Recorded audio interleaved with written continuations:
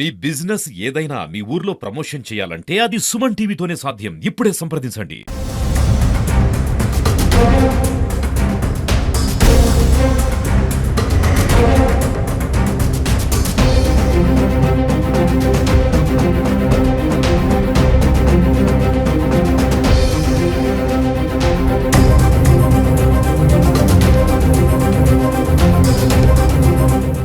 Welcome to Suman TV. నేను మునుస్వామి.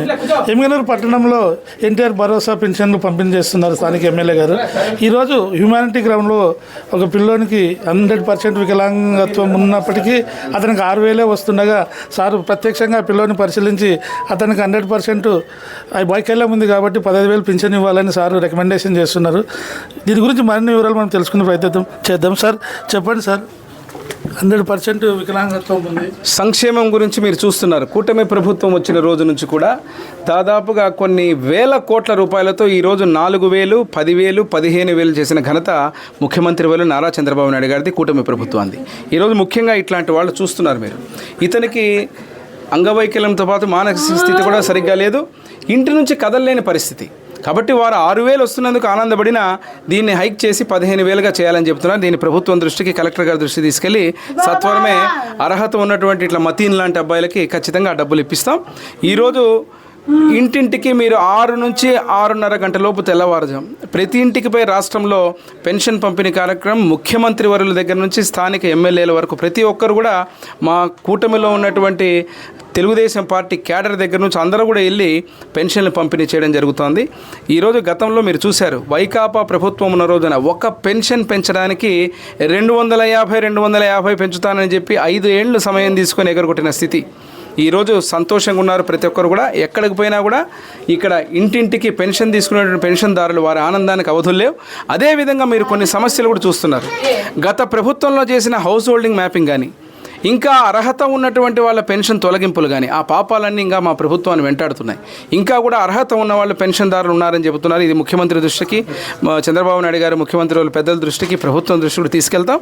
ఇక్కడ అర్హత ఉన్న ప్రతి ఒక్కరు కూడా మళ్ళీ వాళ్ళకు కూడా పెన్షన్ వచ్చే విధంగా చేసి వారి కళ్ళలో కూడా ఆనందాన్ని నింపుతామని తెలియజేస్తున్నాం. డెవలప్మెంట్ మీద మీరు తీసుకునే స్టాండ్ ఏం సార్? ప్రభుత్వం, కూటమి ప్రభుత్వం మీరు చూస్తున్నారు. ఒక పక్క సంక్షేమం, అభివృద్ధి రెండు కళ్ళుగా ముందుకు తీసుకెళ్తున్నాం. 19 నుంచి 20 నెలల పాలనలో మీరు ఈరోజు చూసినప్పుడు ఇక్కడ గమనిస్తే మీరు కోడుమూరు నుంచి ఎమ్మిగనూరుకు రావాల్సిన రోడ్డు ఎట్లా తయారైంది. రోడ్ల వ్యవస్థే కాదు, స్థానికంగా టౌన్లో రోడ్స్ కావచ్చు, పల్లెల్లో రోడ్స్ కావచ్చు, అదేవిధంగా డ్రైనేజెస్ కావచ్చు, అదేవిధంగా ఈరోజు ఎమ్మిగనూరు మార్కెట్ యార్డ్ నుంచి మాలపల్లికి ఉన్నటువంటి రోడ్డు కాదు. చరిత్రలో దాదాపు కొన్ని ఏళ్లుగా గుంతలుగా సర్వనాశనం చేసిన గత ప్రభుత్వం నుంచి ఈరోజు ఈ ప్రభుత్వం వచ్చిన తర్వాత ప్రతి ఒక్క అభివృద్ధిని ముందుకు తీసుకుపోతున్నాం. ఇది సాగునీరు కావచ్చు, త్రాగునీరు కావచ్చు. అదే రకంగా మనం చూశారు, మననే రానున్న 17వ తేదీ టెండరు 156 కోట్ల రూపాయలతోటి ఎమ్మిగనూరులో టౌన్లో కీర్తిశేషుల తండ్రి బివి మోహన్ రెడ్డి గారి కళ 24 గంటలు ఎమ్మిగనూరు టౌన్లో నీళ్లు ఇచ్చేటువంటి ప్రాజెక్టు.